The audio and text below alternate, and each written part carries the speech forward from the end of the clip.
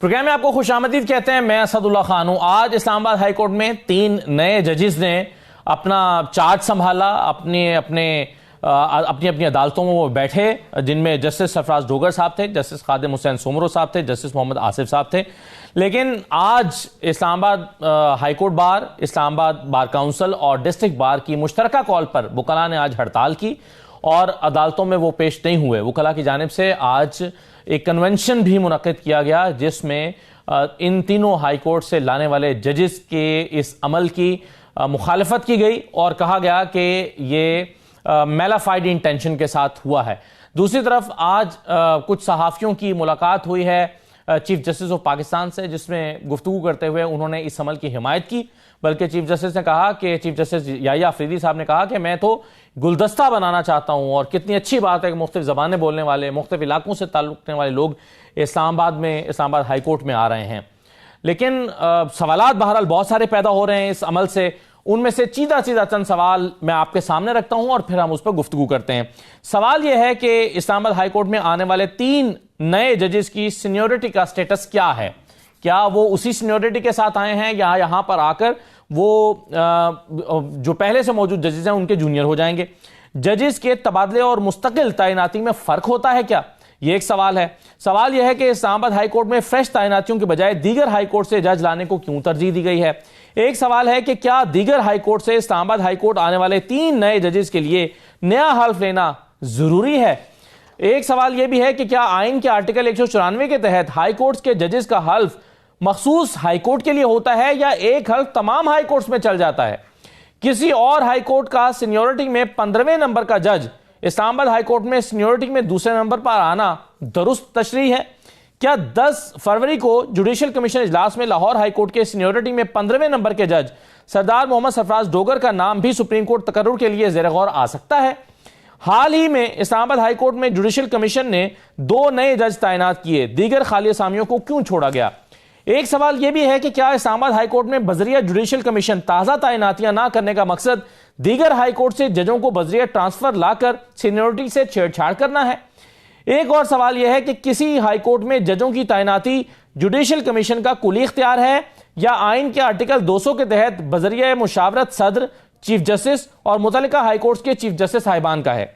और एक इंपॉर्टेंट सवाल यह है कि क्या आइन के आर्टिकल 200 को हरकत में लाना आर्टिकल 175A के तहत जुडिशल कमीशन के जजों की तैनाती के इख्तियार को बुरुए कार लाने के मुतरादिफ है?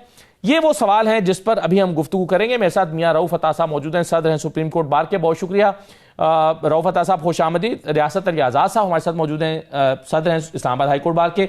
रियासत साहब आपको भी खुश आमदीद, बहुत शुक्रिया। सबसे पहले मियां रऊफ अता साहब, ये जो हल्फनामा है किसी जज का, किसी हाई कोर्ट के जज का, वो मेरे सामने मौजूद है और उसमें यह लिखा हुआ है कि बहैसियत चीफ जस्टिस पाकिस्तान या जज अदालत उज़्मा पाकिस्तान या चीफ जस्टिस या जज अदालत आलिया सूबा या सूबाजात, आगे जगह खाली छोड़ी गई है जिसमें उस सूबे का लिखा जाता है जहां का वो हल्फ उठा रहे होते हैं। मसलन हाई कोर्ट है, लाहौर हाई कोर्ट है, तो आगे लिखा जाएगा लाहौर हाई कोर्ट। तो इससे तो हमें यह अंदाजा होता है कि एक जज का जो हल्फ है वो उसी मखसूस सूबे के लिए होता है, दूसरी अदालत के लिए नहीं होता। तो क्या आप नहीं समझते कि यहां पर जब ट्रांसफर हुई है लाहौर हाई कोर्ट से या सिंध हाई कोर्ट से, तो फिर नया हल्फ होना चाहिए इस्लामाबाद हाई कोर्ट में? बिस्मिल्लाहिर्रहमानिर्रहीम। मेरे ख्याल में ये दुरुस्त तशरीह नहीं है।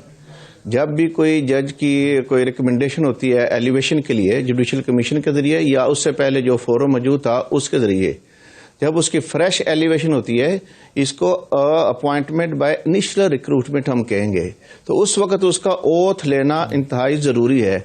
उसके बगैर वो जब तक वो अपने ऑफिस में इंटर नहीं हो सकता जब तक वो ओथ ना ले। जब उसने एक ओथ ले लिया देन ये ओथ जो है वंस फॉर ऑल होगा। और अभी जो मौजूदा सूरत हाल में जब उनकी ट्रांसफर हुई है, ये अपॉइंटमेंट बाय ट्रांसफर है, इसमें ओथ जो है नहीं होगा। आर्टिकल 194 का इतलाक इसमें बिल्कुल नहीं होगा और ये अपनी सीनियरिटी कैरी करेंगे अपने साथ, ये आल्टर नहीं होगी। वहां पे ये सीनियरिटी रन करेगी from the date of the oath जो उनका था फ्रॉम जो ओथ लिया है उस जैसे from the date of the appointment from the date of the elevation, ये वहां से रन करेगी ये सीनियरिटी। तो ये सीनियरिटी अपने साथ कैरी करेंगे। अब इनकी पोजीशन फिर देखें, जब जिस ये कोर्ट में जा रहे हैं वहां पर इनकी सीनियरिटी का तयन होगा। आज जैसे चीफ जस्टिस साहब ने कहा, जब हमारे सामने ये मामला वहां पर जुडिशियल कमीशन में आएगा तो हम सीनियरिटी को और अपॉइंटमेंट को दोनों पहलुओं को देखेंगे। वहां जहां तक आपका ये कहना कि ये ओथ जो है अगर एक हाई कोर्ट में लिया है तो दूसरी में लिया जाना जरूरी है, ये इसकी कदगन आइन में नहीं है। एक ओथ लिया है तो ये वंस फॉर ऑल ओथ होगा। जी ठीक है, बिल्कुल सही है। इस पर रियासत साहब एक तो ये बताइए, आपने आज हड़ताल की, अगर ये आईनी है ये अमल भी कि उन्होंने हेल्प नहीं लिया और ट्रांसफर भी हो सकती है, आर्टिकल 200 भी मौजूद है, आइन में एग्जिस्ट करता है, तो आपने फिर हड़ताल क्यों की आज? देखिए, हड़ताल तो हमने की है कि ये एक तजर्बा किया गया जो विद मेला फाइडी है कि पहले इसकी मिसालें नहीं मिलती। जिन मिसालों का लोग जिक्र करते हैं, सरदार असलम साहब का करते हैं या जस्टिस बिलाल का करते हैं, तो वो मुशर्रफ की बनाई हुई पीसीओ कोर्ट थी। वो मुशर्रफ डिक्टेटर के ऑर्डर से यहाँ आए थे। जो इकबाल हमीदुर रहमान साहब तशरीफ लाए थे, उस वक्त 31 जुलाई की सुप्रीम कोर्ट की जजमेंट के जरिए पीसीओ कोर्ट अबॉलिश हो गई थी। जब कॉन्स्टिट्यूशनल कोर्ट बनी तो उसमें लॉ ये था कि जो चीफ जस्टिस होगा, बाकी जजेस की एलिवेशन के लिए वो नाम रिकमेंड या प्रपोज करते थे, उस फॉर्मेलिटी को पूरा करने के लिए यहाँ लाया गया था।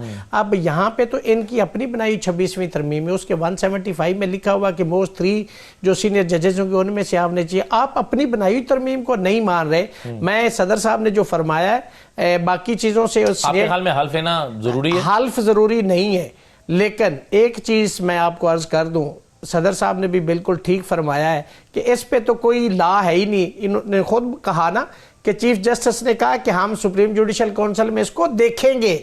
तो हाउ कि अभी तक ये डिसाइडेड ही नहीं है, कोई इस पे जजमेंट ही नहीं है, लॉ साइलेंट है। तो आपने मोहसिन अख्तर कियानी साहब को एक स्टेप पीछे कैसे कर दिया, सारे जजेस को एक स्टेप पे। ये है मेलस, ये है मेलाफाइडी, इस पे हमने स्ट्राइक की है। हम ये चाहते हैं कि इस इस्लामाबाद हाई कोर्ट को मैनेज और मनूवर करने के लिए गवर्नमेंट कर रही है, जो कि अनकॉन्स्टिट्यूशनल है। ये हमारी जो है ना एहतजाज करने की रीजन है। और दूसरी बात, जिस जज साहब ने लाहौर हाई कोर्ट का हल्फ उठाया वो तो जज उस हाई कोर्ट का है, उसको इधर ला के आप बाकी सारा सेटअप चेंज करके पूरा सेटअप आप डिस्टर्ब करें, इसमें सीरियरिटी का हर्ज है ना? क्या हर्ज है ना कि पहले गवर्नमेंट कहती रही, झूठ बोलती रही कि जी जो मोस्ट सीनियर पर्सन होगा सुप्रीम कोर्ट में वो चीफ जस्टिस बनेगा, वो 26वीं तरमीम ले आए। फिर वो कहते रहे कि जी यही। अब मोहसिन अख्तर कियानी साहब कितने अरसे से, 10 साल से सीनियर प्यूने चले आ रहे हैं। अतर साहब के जाने के बाद 4 साल है या 5 साल, आई डोंट नो कितना उसका एग्जैक्ट टाइम है, तो वो प्यूने आ रहे हैं। अब आपने उनको कैसे आपने उनको डिमोट कर दिया है, आप उनका कैसे शफल कर सकते हैं? अगर तो अभी भी तो आप अगर इस्लामाबाद हाईकोर्ट के ही 3 सीनियर मोस्ट जजेस में से बनाए, हो सकता है मियां गुल हसन औरंगजेब बन जाए, तो भाई उन तीनों में से बनाए ना, इनको शामिल कैसे कर सकते हैं? नहीं कर सकते आप इनको। यही तो मेलाफाइडी है कि उनको ला के इनको शामिल करके इनको बनाना चाह रहे हैं।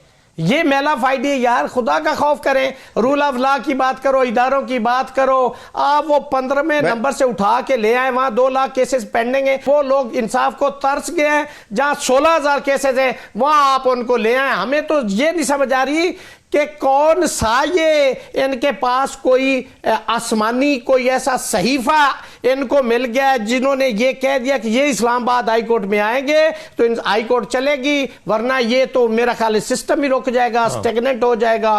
को खुदा का खौफ करे, इस मुल्क पे रहम करे असद साहब। आप भी सब लोग जो आइन और कानून की बात करें, ये ना करें। जी मियां साहब, सर एक तो ये बता दें, मेलाफाइडी की बात कर रहे हैं मियां साहब, एक क्वेश्चन भी छोटा सा ले लीजिएगा। मेलाफाइडी कह रहे हैं कि देखें आप लाही इस इंटेंशन के साथ रहे कि आपने चीफ जस्टिस बनाना है इस्लामाबाद हाई कोर्ट का।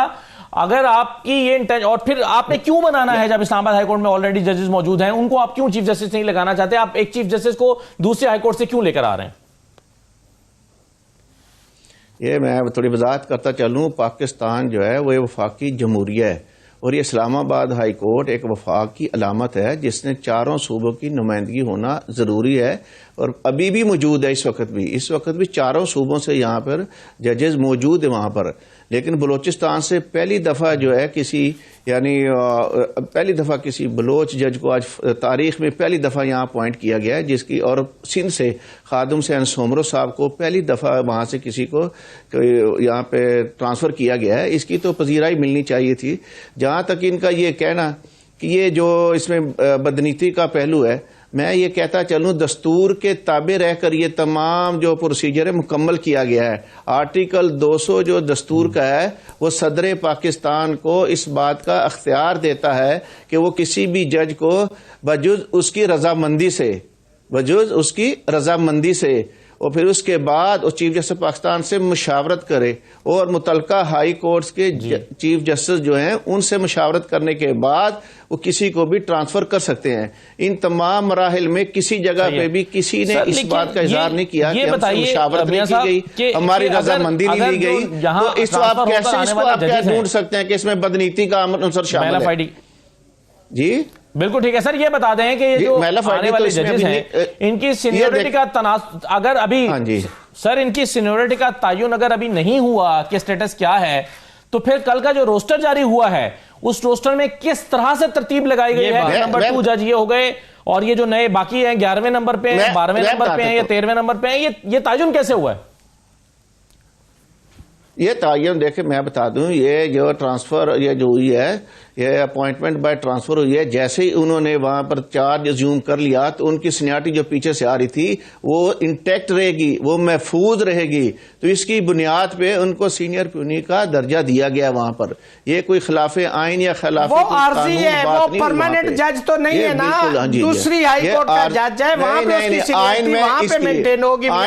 आइन में किसी जगह भी इस चीज का नहीं लिखा ये आरजी है और ये मुस्तकिल है। ये जज बन चुके हैं, अब ये मुस्तकिल उसी साहब उसी हाईकोर्ट में जज तैनात हुए ना। मैं इस्लामाबाद हाईकोर्ट में या आप बलूचिस्तान हाईकोर्ट में एलिवेट होंगे तो आप उस हाईकोर्ट के जज है ना। आपको अगर किसी दूसरी जगह पे ले जाया जाएगा तो वो आप एक आरजी इंटरम सेटअप के लिए जाएंगे। आप किसी घर में जाए मेहमान के तौर पे उस घर के मालिक बन जाए, ये कहां लिखा हुआ है? एक नॉर्मल एक कस्टम प्रैक्टिस भी ये है। और दूसरी बात है कि जी मियां साहब एक छोटी सी दरखास्त मियां साहब एक छोटी सी पहले जो आपने कहा कि बलोच जज पहला है, इससे पहले कमरानी साहब भी बलोचिस्तान से थे, अभी अरबाब तैर साहब भी यहाँ पे हैं, से पहले साहब भी है, अब ये दूसरा भी लाया जा रहा है। मियां साहब ये सुबायत की या एक बलोच और गैर बलोच की बात नहीं है। चले जी मियां साहब।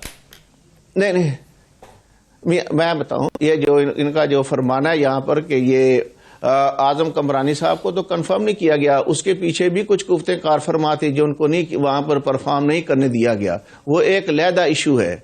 जो इनका ये फरमाना कि ये और दूसरे के घर में आना, मैं तो एक कदम और आगे चला जाऊंगा कि इस्लामाबाद से जो बड़े अच्छे कॉम्पिटेंट जज हैं वो हमारे सूबे में भी आके सर्विस दे सकते हैं, वहां पर उनको भी ट्रांसफर कर दें ताकि हमारे लोग उनसे भी ज्यादा सीख सकें, ताकि एक दूसरे के साथ हम काफी जो इनकी उनकी एक्सपर्टीज है उनसे भी सीख सकें। 20 लोगों की लिस्ट गई है, उनमें से 2 जज आपने किए तो ये 3 बाकी उनमें से कर लेते ना। आपने ये 3 इसलिए छोड़े कि हम हाई कोर्ट को मैनेज करेंगे। मियां साहब ये मैलेस है ताकि मोहब्बत के रिश्ते ये जो है ये सूबों की इन दीवारों से गुजर कर आगे चले जाएं सारे। आप उनको छोड़ दें, उनको जजेस जो सीटें जो काम करने दें, हमारी बाहर से 3 और ले जाएं, हमारी बाहर से 3 बलूचिस्तान के लिए, 3 सिंध के लिए और पंजाब के लिए ले जाएं और पेशावर के लिए। मियां साहब मैं आपका सारी जिंदगी मकरूज रहूंगा। आजा और ये महफूज अदलिया का तस्वर और ज्यादा बेहतर होगा। और मेरे नजदीक जो इनको कहना अच्छा सर एक चीज जो अभी कहीं भी है मियां साहब बहुत मुश्किल है इसको डिफेंड करना मियां साहब। अच्छा मियां साहब इसमें 26 तरमीम के जो अभी जिक्र भी हुआ है और बार बार इस पर बहुत डिबेट हो रही है। बार बार कहा जा रहा है कि जी माजी में भी जजेस के तबादले की मिसालें मौजूद हैं। जिन 2-3 लोगों के नाम अभी लिए जा रहे हैं उसमें मसलन फरवरी 2008 में लाहौर हाईकोर्ट के जस्टिस सरदार मोहम्मद असम का ट्रांसफर इस्लामाबाद हाईकोर्ट में किया गया, एक ये बात हो रही है। दूसरा लाहौर हाईकोर्ट के जस्टिस सरदार मोहम्मद असम तबादले के बाद इस्लामाबाद हाईकोर्ट के चीफ जस्टिस मुकर्रर हुए थे, यानी और मार्च 2009 में लाहौर हाईकोर्ट के जस्टिस एम बिलाल का ट्रांसफर इस्लामाबाद हाईकोर्ट में किया गया। लाहौर हाईकोर्ट के जस्टिस एम बिलाल तबादले के बाद इस्लामाबाद हाईकोर्ट के चीफ जस्टिस मुकर्रर हुए। इसके बाद लेकिन सर ये भी तो देखें ना, पीसीओ की पैदावार होने के बाद इस्लामाबाद हाईकोर्ट को खत्म कर दिया गया, ताहम 18वीं तरमीम के तहत इस्लामाबाद हाईकोर्ट को दोबारा बहाल कर दिया गया। इस्लामाबाद हाईकोर्ट की बहाली के बाद लाहौर हाईकोर्ट के जस्टिस इकबाल हमीदुर रहमान को इस्लामाबाद हाईकोर्ट का चीफ जस्टिस तैनात किया गया। लेकिन एक चीज मैं आपके साथ शेयर करता चलूं, ये जी सही है सर, लेकिन सलाउद्दीन, बैरिस्टर सलाउद्दीन, और अभी बिल्कुल रियासत साहब ने भी ये बात की, बैरिस्टर सलाउद्दीन ने इस पर एक ट्वीट किया। वो कहते हैं कि सरदार असलम और मोहम्मद बिलाल को मुशर्रफ पीसीओ तरामीम के तहत इस्लामाबाद हाईकोर्ट ट्रांसफर किया था और दोनों ट्रांसफर सुप्रीम कोर्ट ने गैर आईनी करार दे दिए थे। और जब 18वीं तरमीम के बाद इस्लामाबाद हाईकोर्ट फिर वजूद में आई तो इकबाल हमीदुर रहमान को लाहौर हाईकोर्ट से बतौर इस्लामाबाद हाईकोर्ट का पहला चीफ जस्टिस इसलिए ट्रांसफर किया गया क्योंकि इस्लामाबाद हाईकोर्ट में उस वक्त कोई जज ही नहीं था। तैनातियां करनी थी, उन्होंने रिकमेंडेशन और नाम प्रपोज करने थे जजेस के लिए, तो वो फॉर्मेलिटी आइन के अंदर लिखी हुई थी। अब आप क्या कहेंगे सर, ये जो आप माजी की मिसालें दे रहे हैं वो तो बिल्कुल एक डिफरेंट सिचुएशन थी और इकबाल हमीदुर रहमान को तो उस वक्त तो कोई जज ही नहीं था। अच्छा मियां साहब, एक सवाल मुझे बता दें, इन जजेस को जिनको आप नहीं लगा रहे, आप चूंकि आप सपोर्ट कर रहे हो उस वर्शन को, मियां साहब इनकी रीजंस बता दें, ये नालायक हैं, ये इनकॉम्पिटेंट हैं, ये डिसऑनेस्ट हैं, ये करप्ट है, कोई रीजन बता दें, या इनकी अहलियत नहीं थी, तो अगर अहलियत नहीं थी तो इनको कंफर्म किया क्यों किया, और अगर आपने कर दिया तो आप जजेस बनाने में कौन सा अमर माने? मौका देना बात करने का। जी मियां साहब। जी सर, ये असदुल्ला साहब देखें, जब इन 3 जजेस के नाम अभी जाएंगे 3 सीनियर मोस्ट जजेस के सुप्रीम जुडिशल काउंसिल के पास चीफ जस्टिस के लिए, तो वहाँ वो फोरम मौजूद है, वो इवेल्युएट करेगा इनकी परफॉर्मेंस को, इनकी इंटीग्रिटी को, इनकी लीगल एक्यूमेंट को और इनकी जो बैकग्राउंड है, सारी चीजें वहां ज़ेरे बहस आएंगी। ये अभी से इसने ढूंढना शुरू कर दिया है कि नहीं ये कम्पिटेंट है, ये फलाना, ये फोरम मौजूद है, उसमें 10 उसका मुशावरत का अमल भी बहुत वसी है। अभी माजी की तरह ये नहीं है कि 2-4 लोगों ने इसका फैसला करना है, ये सारे लोग बैठ के इस मुशावरत के जो वसी तर अमल है उसमें इनको ज़ेरे गौर लाएंगे इन सारी चीजों को, फिर उसके बेस्ट ऑफ द बेस्ट जो होगा सर, ये करने से पहले ज़ेरे गौर लाया जाता तो ज्यादा बेहतर ना होता? नहीं, फोरम मौजूद है ना, मैं और आप तो इसमें तय्यन नहीं कर सकते कि ये बहुत अहल हैं और ये ना अहल है, ये मेरा इख्तियार भी नहीं है ना आपका इख्तियार है, इसका फोरम मौजूद है वहां पर। नहीं, मैंने और आपने तो नहीं करना सर, मैं ये तो सवाल कर रहा हूं कि क्या ये सारी चीजों को जेरे गौर ये इस्लामाबाद हाईकोर्ट में लाने से पहले जेरे गौर नहीं लाना चाहिए था? और दूसरी बात सर, एक और सवाल का जवाब दीजिए तासा, वो ये है कि क्या आप समझते हैं कि अब चूंकि ये 15वें नंबर के जज को जब आप इस्लामाबाद हाईकोर्ट में लाए, वो सीनियर प्योनर जज हो गए, अब उनको आज ही सुप्रीम कोर्ट के लिए भी कंसिडर तो किया जा सकता है ना? यानी उनको अगर 2 जजेस ले जाने हो फर्ज कीजिए इस्लामाबाद हाईकोर्ट से, तो उनको भी इस्लामाबाद हाईकोर्ट से ले जाया जा सकता है सुप्रीम कोर्ट? जी, ले जाया जा सकता है वहां पर, बिल्कुल। ये 26 आईनी तरमीम के बाद जो है वो जब 5 जजेस का नाम जाएगा उसमें से उनका चुनाव होगा, जो उसमें से वो देखेंगे कि कौन इसमें बेस्ट ऑफ द बेस्ट है, तो उनको करके जरूर उनकी तैनाती अमल में लाई जा सकती है, सुप्रीम कोर्ट में भी लाई जा सकती है, chief justice Islamabad high court भी बनाया जा सकता है, सुप्रीम कोर्ट का जज भी बनाया जा सकता है, क्योंकि उनका जो ये यहाँ पे अपॉइंटमेंट हुई है इस्लामाबाद हाई कोर्ट में, ये आइन की आर्टिकल 200 के रूह के ऐन मुताबिक हुई है, दस्तूर के ताबे होकर हुई है, कोई आइन से मावरा कोई कदम नहीं उठाया गया या आइन की खिलाफ वर्जी नहीं वहां पर हुई है। आप थोड़ा पढ़ के उसको देख लें, वो इजाजत देता है सदर पाकिस्तान को कि वो उस दस्तूर के ताबे रहते हुए किसी को भी ट्रांसफर कर सकते हैं। जो उनके 2-4 उसके मराहिल हैं वो उन्होंने कंप्लीट किए हैं, उसके बाद ये चीज जो है ये ट्रांसफर जो मुकम्मल हुई है। साहब, ये तजर्बा किसी और हाई कोर्ट में क्यों नहीं किया गया? मैं तो आप भी दावत दे रहा हूं कि हमारी हाई कोर्ट में दे दें जनाब, आप अपने कोई जजेस वहां पे अच्छा है तो हम लोग भी सीख लेंगे उनसे, कॉम्पिटेंसी से हम भी लेंगे। आप मेरे सदर है, मेरी दरखास्त ये है कि ये तजर्बा इस वक्त इस क्रूशल हालात हाई कोर्ट में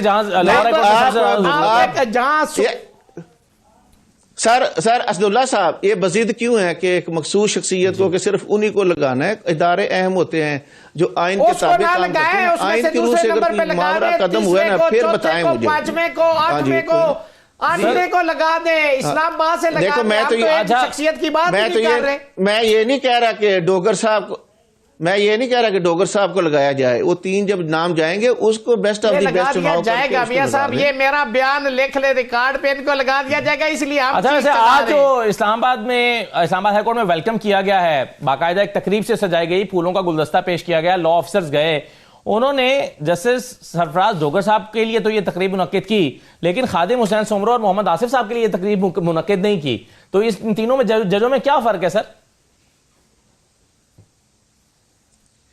ये मुझे इसके बारे में कोई आपने जो बताया अभी का इल्म नहीं है। अगर वो उनकी शायद आपने तकरीब नहीं हुई वहां पे, हमारी बात से एक वकील साहब थे और एक का तल्लक एक हुकूमती पार्टी से था और एक स्टेट काउंसिल थे, ये 3 लोगों ने। नहीं, मैं दोपहर 1 बजे की बात कर रहा हूँ, जब आपका कन्वेंशन शुरू हो गया था दोपहर 1 बजे, फिर बाकायदा एक तकरीब सी मुनक्किद की गई। लेकिन जो आप तो सुबह की बात बता रहे हैं ना, मैं आपको दोपहर 1 बजे की बात बता रहा हूँ। आप फिर चले गए थे कन्वेंशन के लिए पीछे, फिर ये तकरीब एक जल्दी में एक फौरन एक तकरीब मुनक्किद की गई, उसमें बहुत सारे लोग, फिर फूलों का गुलदस्ता पेश किया गया। आज कन्वेंशन में हमने ये डिमांड कर दी कि इनको वापस भेजा जाए। अच्छा, वैसे चीफ जस्टिस साहब लिया जाए, ये सवाल तो देखिए पूरी वकला बिरादरी पूरे पाकिस्तान से उधर इतनी सुप्रीम कोर्ट में आज चीफ जस्टिस साहब से इंटरेक्शन हुआ है सहाफियों का, तो चीफ जस्टिस साहब से जस्टिस यहया अफरीदी साहब से सवाल किया गया कि अगर इस्लामाबाद हाई कोर्ट में जजेस को लेकर आना था तो फिर सीनियर मोस्ट जजेस को क्यों नहीं लाया गया।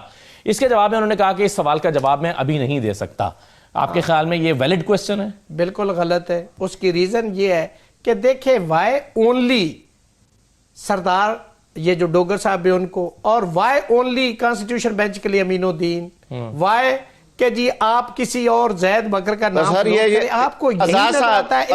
ये नहीं, मगर आप नहीं, मगर कोई और होता तो आप उस पर भी तो इतराज कर सकते थे। नहीं, देखिए हम तो इस चीज के खिलाफ है। बिल्कुल सर, ये उसी में भी करते हैं। इंडिपेंडेंस ऑटोनॉमी है, उसके अंदर ये इंटरफेरेंस है। किसी भी हाई कोर्ट के जो जजेस साहबान हमारे लिए रिस्पेक्टेड, उनको काम करने दें और हाई कोर्ट्स को चलने दें, ना करें इस निजाम को डिरेल ना करें। जी राव बता लास्ट पॉइंट जी। नहीं, मैं चीफ जस्टिस पाकिस्तान की उन तमाम बातों की तायद करता हूं। उन्होंने वाकई इस गुलदस्ता सजाने जा रहे हैं उसको, ये रास्ते में रुकावट ना बने। चारों सूबों की ये वफाकी जमहूरिया है, इसमें खूबसूरती पैदा होने दें। आने वाले वक्त आपको ये अच्छी डिलीवरी देंगे। आपको इनको कहें ये जो इंसाफ की फराहमी इंशाल्लाह उसको यकीनी बनाएंगे। आखिरी सवाल मियां साहब ये बता दें कि लाहौर हाई कोर्ट से इस्लामाबाद हाई कोर्ट में, मियां साहब लाहौर हाई कोर्ट से इस्लामाबाद हाई कोर्ट में जज लाए गए हैं या चीफ जस्टिस लाए गए हैं?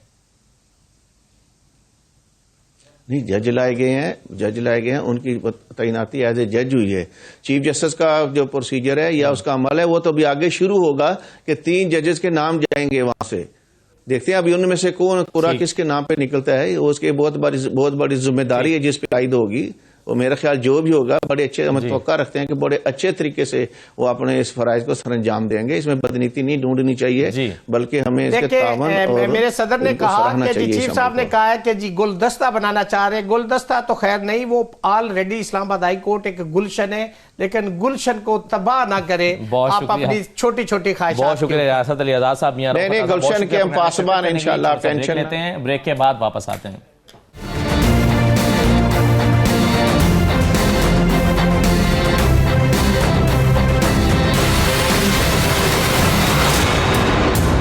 ब्रेक के बाद आपको दोबारा खुशामदीद कहते हैं। अभी हम गुफ्तगू कर रहे थे कि इस्लामाबाद हाई कोर्ट में नए जजेस के आने के बाद सीनियोरिटी की सूरत हाल क्या है, उस पर सवाल भी हुआ था और कहा गया था कि आज सुप्रीम कोर्ट में भी इस पर बात हुई थी और चीफ जस्टिस की तरफ से कहा गया था कि इस मामले का जायजा लिया जाएगा।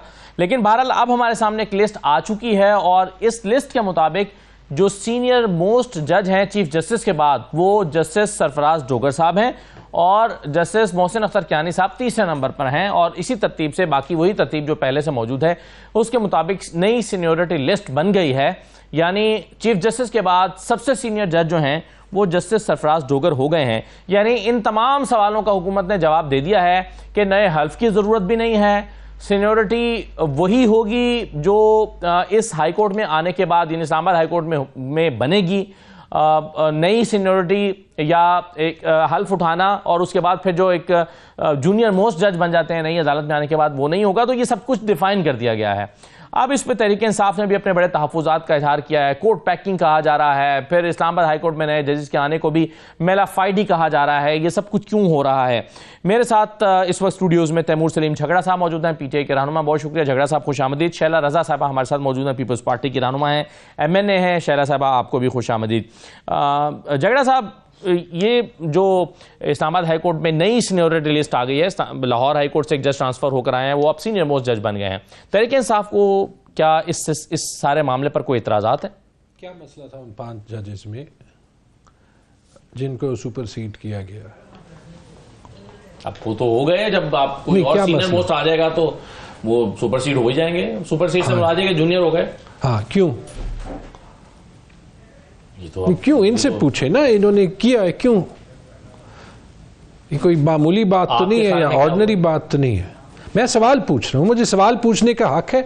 आज जिन्होंने किया है उनसे पहले जवाब लें, फिर मैं बता दूं। पहले शैला साहबा से पूछ लेते हैं। शैला साहबा इनमें से एक भी ठीक नहीं था। जी शैला साहबा, ये बताइए कि बुनियादी सवाल पीटीए का ये है, वुकला ने आज हड़ताल भी किया, उनका सवाल ये है कि आखिर जो पहले से मौजूद जजेस हैं उनमें से क्या कोई कॉम्पिटेंट नहीं है, वो क्यों चीफ जस्टिस नहीं बन सकते? कि आपको चीफ जस्टिस के लिए एक ऐसे जज को लाहौर हाईकोर्ट से लाना पड़ा है कि उनका नाम चीफ जस्टिस के तौर पर ज़ेरे गौर है?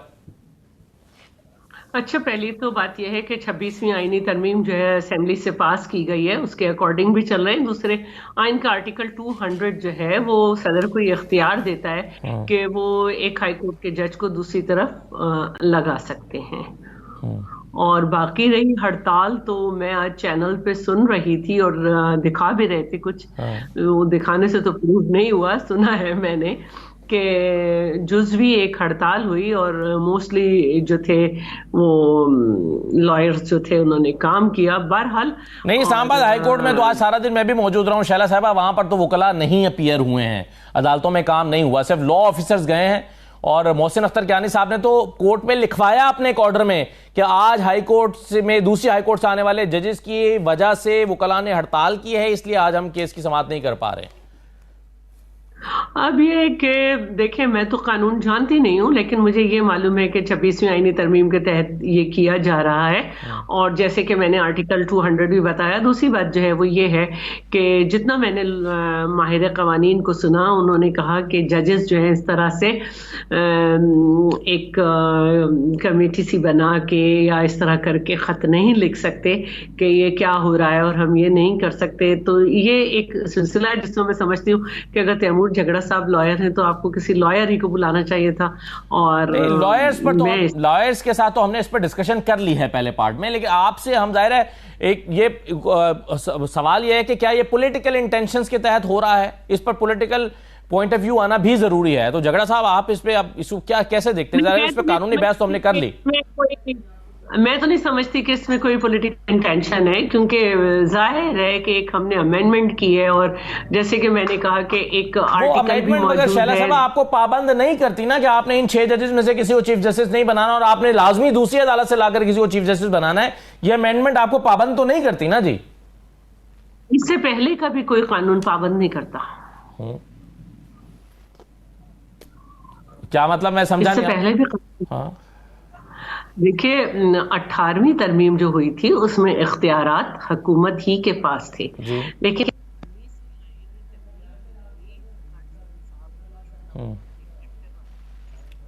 आपकी ऑडियो फिर चली गई है। इन द मीनवाइल हम आपको दोबारा कनेक्ट करते हैं। तैमूर झगड़ा साहब, अब आपने सुन लिया, वो कह रहे हैं जी हमने कानून पास किया, आइन में तरमीम हुई है और वो आइनी तरमीम हुकूमत को या जुडिशल कमीशन को ये इख्तियार देती है कि वो इस तरह के फैसले ले सकते हैं। इनको मैं समझाता हूँ जिस तरीके से इनको शायद समझ आएगी। ये जो अभी इम्पोर्टेड जजेस आए हैं इस्लामाबाद हाई कोर्ट में, ठीक है, PCO 2 के तहत, और इसमें मेरे ख्याल में वकला के 2 ग्रुप्स हैं, एक प्रोफेशनल ग्रुप और एक डिपेंडेंट ग्रुप। इंडिपेंडेंट ग्रुप होता था जिस वक्त मैं आसमा जहांगीर लीड कर दी थी, अभी शायद वो डिपेंडेंट ग्रुप है, ठीक है, प्लोटिस्तान के जो एम्पायर है, ठीक है, उसके मातहत।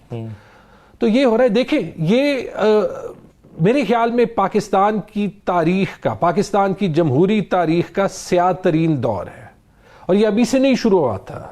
और जो उन्होंने धज्जियां उड़ाई हैं 18 महीने या जितना भी उनका जो है वो टेन्यर था, जिसमें ह्यूमन राइट्स का या वो जो कह रहे थे डिरेलिंग ऑफ डेमोक्रेसी पे मैं केस कर दूंगा, आईने में देख लें, उनको पता चल जाएगा कि केस कहां पे करना है। लेकिन जो उसके बाद भी हुआ है, पहले वो प्रैक्टिस एंड प्रोसीजर एक्ट, वो भी देखिए, आप जब कानून को इस्तेमाल करें जो है वो अपनी मैलिफाइड मकसद हासिल करने के लिए, तो वो इलीगल होता है तारीख की नजरों में भी।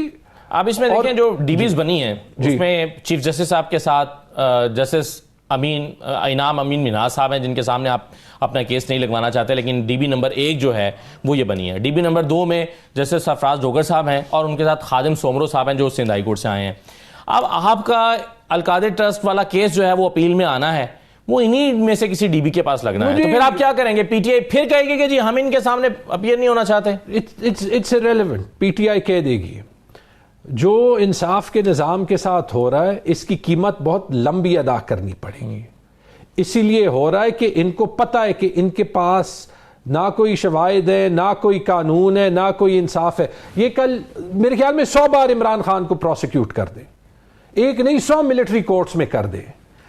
अगर पहले नहीं साबित हुआ था, जो पहले भी साबित हो गया था, साबित हो गया कि आपकी ये जो इंसाफ का निज़ाम है it has no legs to stand on.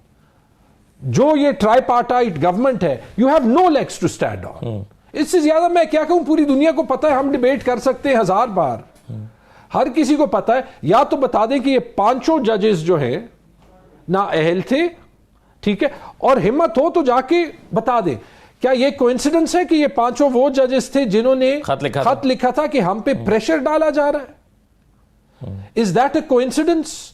क्योंकि उसको तो माना था ना, कभी इवन नहीं कहा कि उन पे प्रेशर। अच्छा, वैसे अभी तो खैर इन्होंने कभी उन्होंने कहा, उनकी तो शहबाज शरीफ से मीटिंग हुई ना कि इस पे इंक्वायरी डालते हैं। ये मामला तो कभी हल नहीं हुआ। तो जब हल नहीं हुआ, अगर ये 5 जजेस अभी उस लाहौर हाई कोर्ट के 15वें जज से सुपरसीड हो जाए, और इसमें पीपल्स पार्टी अपने आप को जो है वो ये नहीं कह सकती हम पीपल्स पार्टी तो बाकायदा 26वीं तरमीम खुद लेकर आई ना। बिलावल साहब का सबसे ज्यादा रोल है, वो उसको क्लेम करते हैं और उससे क्रेडिट लेते हैं कि 26वीं तरमीम उन्होंने की है। यानी कि बिलावल आप कह रहे हैं कि डिक्टेटरशिप के लाने की क्रेडिट? मैं ये नहीं कह रहा, मैं ये कह रहा हूं कि उन्होंने मैं ये कह रहा हूं कि 26वीं तरमीम जो है उसका क्लेम वो ले रहे हैं, पाकिस्तानी अवाम ये, हाँ, उसका क्रेडिट वो ले रहे हैं। शैला साहबा, अब मसला ये है कि कहा यही जा रहा था कि 26वीं तरमीम लाई इसलिए जा रही है ताकि आप तमाम अदालतों में अपनी मर्जी के जज लगा सके। और अभी जो 26वीं तरमीम को चैलेंज किया गया है उसमें एक फरीक ने और उनके वकील ने ये ग्राउंड पेश किया अदालत में। उन्होंने कहा है कि आप देखिए इसका इंपैक्ट ये है कि यहां पर एग्जीक्यूटिव के हाथ में कंट्रोल आ गया है जजेस की अपॉइंटमेंट का, और वो अपनी मर्जी के उन जजेस को भी लेकर आ रहे हैं जिनको पहले माजी में नाअहल करार दिया जा चुका है अदालत में काम करने के लिए। तो बात कर हाँ, तो ये मेरा सवाल जी, अब मुझे सवाल आपसे ये है कि क्या 26वीं तरमीम के ही ये असरात हैं कि अपनी मर्जी के जजेस आएंगे? पहली बात तो मैं ये बता दूं कि 26वीं तरमीम में जो हुकूमत को इख्तियार दिया गया है, 18वीं तरमीम में वो हुकूमत ही को दिया गया था। लेकिन क्योंकि माशाल्लाह उस वक्त पसंदीदा जजेस थे, इफ्तिखार चौधरी ने जबरदस्ती जो है वो 19वीं तरमीम कराकर ये इख्तियार हुकूमत से वापस ले लिया था। तो 26वीं आईनी तरमीम में तैमूर सलीम झगड़ा साहब को शायद मालूम नहीं है कि खुद पीटीआई की भी जबरदस्त हिमायत शामिल थी, और अब ये कहते हैं बार बार कामरान मुर्तजा साहब को लें या किसी को लें या मौलाना साहब को लें, तो वो बताएंगे कि आखिरी दिन तक वो चाहते थे, लेकिन फिर जब वो अडियाला गए तो बेबस हो गए। और फिर जब ये हाल हो गया कि उन्होंने कहा कि ठीक है अब आप ना दें वोट, वो उन्होंने मौलाना साहब ने कहा ये चैनल पे। तो 26वीं आईनी तरमीम की ये तो मुखालफत नहीं कर सकते। और आमिर डोगर ने खुद जो है वो फ्लोर ऑफ द हाउस कहा कि अगर ये तरमीम थी तो हमें तो इस पर कोई इतराज नहीं है। अब रही बात कि जनाब उसमें ये बात कही गई थी कि तमाम सूबों को जो है वो नुमाइंदगी दी जाएगी, और हमें भी मालूम है कि उससे पहले क्या होता था प्रैक्टिस एंड प्रोसीजर एक्ट में, उससे पहले क्या हुआ, किस तरह से ऑडियो लीक के मुकदमों को नहीं सुना गया, किस तरह से किन चीजों को प्रेफर किया गया। तो जो सूरत हाल है उसमें जो है वो अगर पार्लियामेंट से जो है जिसमें मुखालफत नहीं आई, जिन्होंने एब्सटेन करना था उन्होंने एब्सटेन किया, तो अब 26वीं आईनी तरमीम के मुताबिक हुकूमत के पास इख्तियारात हैं। सही है, बिल्कुल सही है। अब झगड़ा साहब ये जिम्मेदारी तो आपके ऊपर भी आ गई ना। वो कह रहे हैं कि जी पीटीआई ने भी मौलाना फजल रहमान साहब से के साथ मुलाकात में ना सिर्फ अपोज नहीं किया बल्कि सपोर्ट किया। जी झगड़ा साहब, ये पीटीआई तो पूरे प्रोसेस में शरीक थी और मौलाना साहब को इनपुट देती रही है, और वो जो कामरान मुर्तजा साहब की इनपुट की आगे इनपुट फॉरवर्ड हुई है उसमें पीटीआई का शेयर शामिल है। जी इनपुट इसलिए दे रही थी क्योंकि उसमें जो एक जो शिक जो मिलिट्री ट्रायल्स को जो है वो आईनी तौर पे एनेबल करते थे, जिससे पीपल्स पार्टी को कोई एतराज़ नहीं था, उस खौफनाक जो इवेंचुअलिटी था उसको ब्लॉक करना था। वहां तक ये मानना पड़ेगा। उसके बाद अगर किसी ने कुछ कहा है, शैला साहबा ने जो कुछ तो कहना है वो कह देंगी। ताज्जुब की बात ये है कि जिस पीपल्स पार्टी को जुल्फ़िकार अली भुट्टो की डेथ जो है पाकिस्तान में जमहूरी निज़ाम के टूटने की वजह से सहनी पड़ी, तो वो आज बिल्कुल 180 डिग्रीज ऑपोजिट खड़ी है। लेकिन ताजुब की बात नहीं भी है, क्योंकि अगर आप ये भी देख लें तो ये पोजीशंस हमेशा जो हैं पीपल्स पार्टी के भी उतने ही जितने मुस्लिम लीग नून के इसी बात पे बनते रहे हैं कि उनके लिए जो है वो एक्सपीडियंट क्या है। भुट्टो साहब ने 8 साल खुशी खुशी अयूब खान साहब के साथ गुजारे, शायद उन्हें गौर भी किया, तारीख की किताबें पढ़े कि 65 की जंग करें, बाद में कहा कि ये इसने की है, फिर जमहूरी बन गए, फिर शायद एज प्राइम मिनिस्टर उनसे ज्यादा डिक्टेटोरियल डेमोक्रेटिक प्राइम मिनिस्टर कोई थे ही नहीं। लेकिन ऑब्वियसली जो उनके साथ ज्यादती हुई, हम जाती तौर पे अब आज भी जो है वो ये कहेंगे कि this is one of the darkest episodes of Pakistan history. Benazir Bibi की शहादत की वजह से उन पर ज्यादा बात करनी जो है वो शायद मुनासिब नहीं है, लेकिन जब भी उनको मौका मिला तो उनकी गवर्नमेंट जो है वो करप्शन के लिए जानी गई, और जब एंड में उनको जमहूरियत के लिए लड़ाई करनी थी तो उन्होंने कॉन्डोलीजा राइस को फोन किया कि जी मेरी मुशर्रफ के साथ आप आज पीपल्स पार्टी की इस पूरे बैकग्राउंड को क्यों एनालाइज करना चाह रहे हैं? क्या क्योंकि जो आपके डीएनए में होगा वो आप बार बार करेंगे। अच्छा, आप ये कह रहे हैं। चलिए, शैला साहबा जरूर इसको रिस्पॉन्ड करना चाह रही हैं, मगर एक छोटा सा ब्रेक, जी मैं एक छोटा सा, अगर आप इजाजत दें तो मैं शैला साहबा ब्रेक लेकर वापस आ जाता हूं, फिर जवाब दे दीजिएगा। ब्रेक के बाद आते हैं।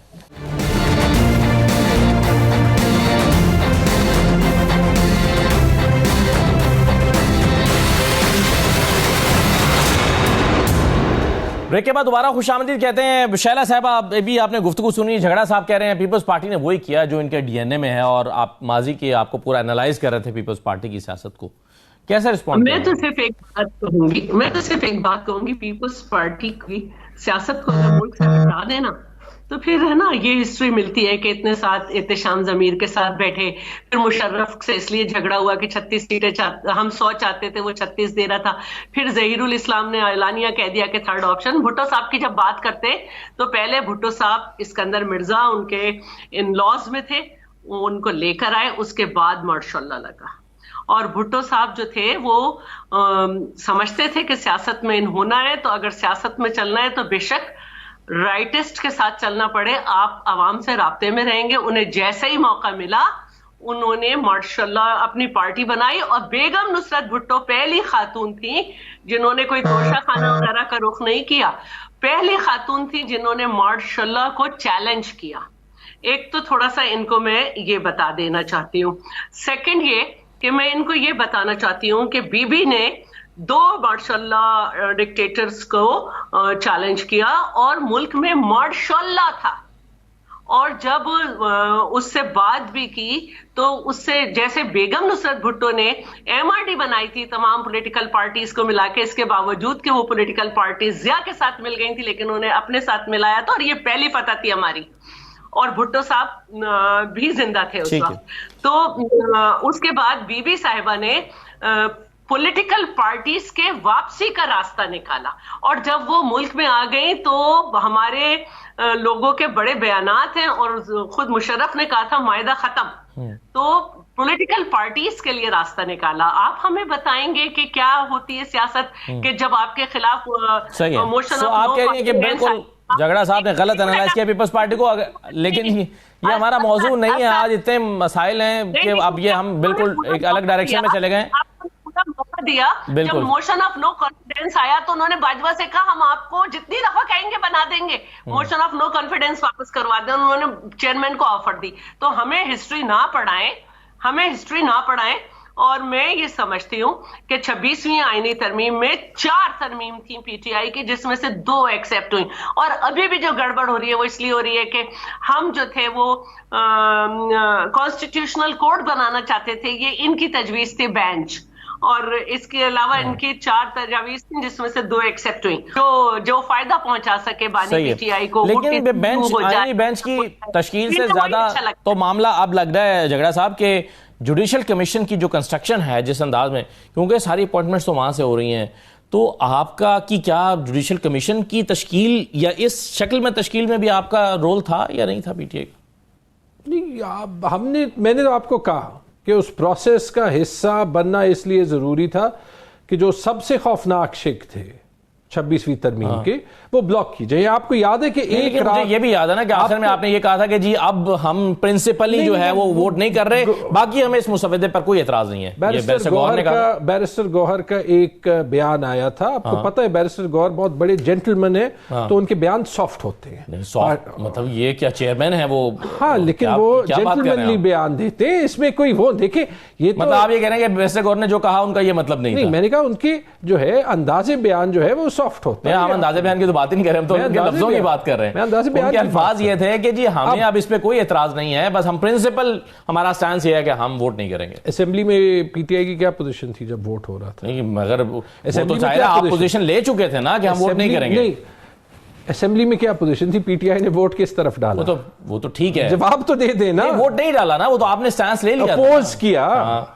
अपोज किया जो लोग आ सकते थे, क्योंकि बाकियों को तो अगवा होने का हर रोज जो है वो डर होता है ना, ठीक है, अपोज किया। ये तो बता देना कि अपोज किया। अब बाकी आप कहें। अब मुझे फ्लोर ऑफ द हाउस मुझे याद है बैरिस्टर अली गौहर ने तकरीर की, सॉरी आपके अली जफर साहब ने तकरीर की थी और अली जफर साहब ने कहा था कि जी इसमें इतनी टेक्निकल प्रॉब्लम्स हैं कि ये चल ही नहीं सकेगा। नहीं चल रहा, लेकिन वही अली जफर साहब जो है बैरिस्टर गौहर के पीछे खड़े हुए थे, सारे ला रहे थे जब वो तकरीर कर रहे थे। नहीं चल रहा, देखें। और अगर इनके साथ वो बाकी दो खड़े थे, उनको खराज तहसीन पेश करूंगा, क्योंकि जिस तरीके से ये खड़े हुए ये इस पूरे मुल्क को दिखा रहा है कि जितनी भी जो है वो जबरदस्ती करे एक फैशिस्ट निजाम, खड़ा होना जरूरी है, ये क्रम्बल होगा। और ये अभी सबको पता है कि जिस दिन ये गिरेगा ये निजाम, पीपल्स पार्टी की सियासत खत्म, मुस्लिम लीग की सियासत खत्म।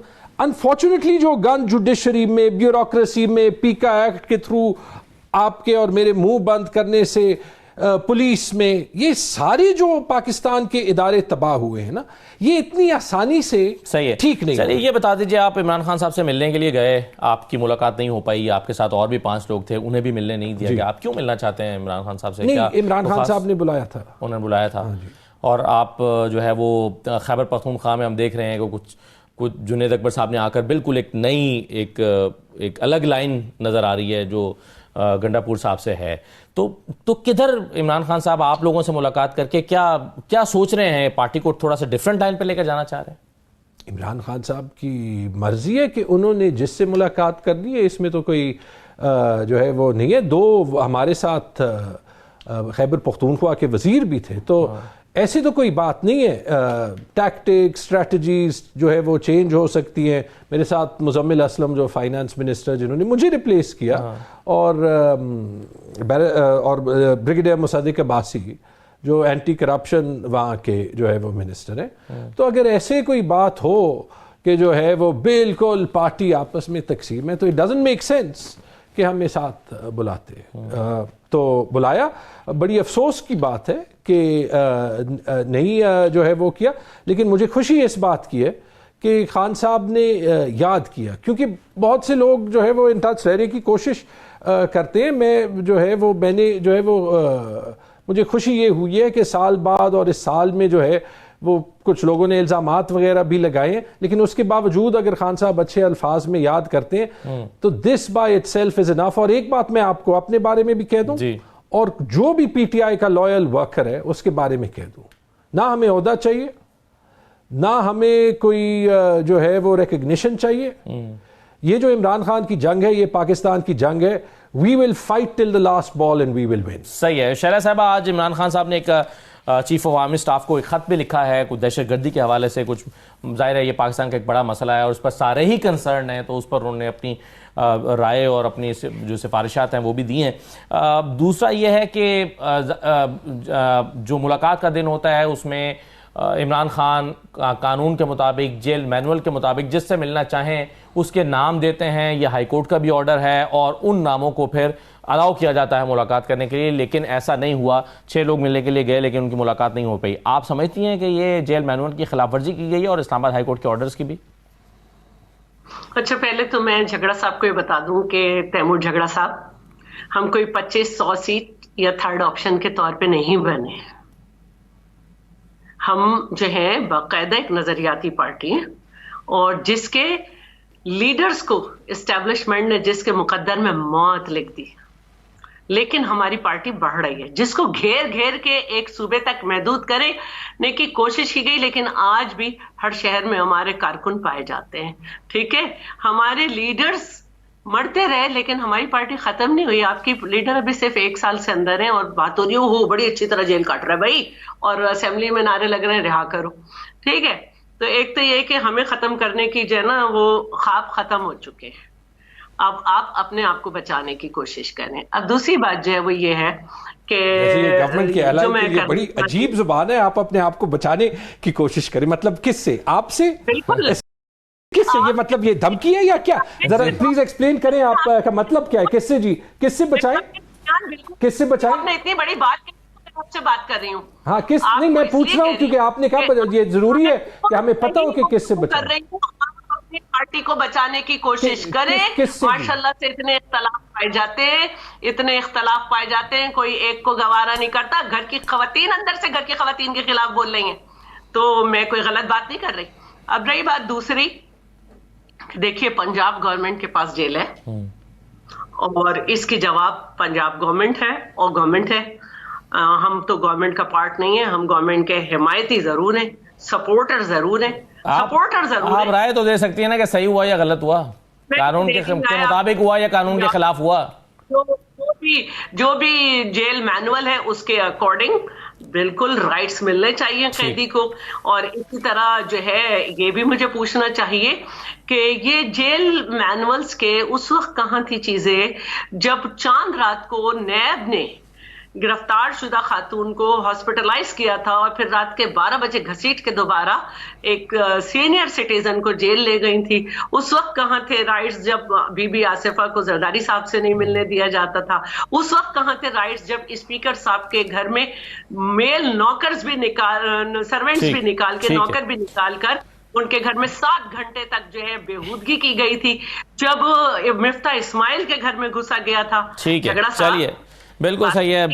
आपके भी सवाल हैं, पीटीआई के भी सवाल हैं, मेरे पास वक्त खत्म हो गया आपके जवाब लेने के लिए। बहुत शुक्रिया शैला साहबा और तैमूर झगड़ा साहब, प्रोग्राम में शिरकत करने का शुक्रिया। इजाज़त दीजिए, अल्लाह हाफिज़।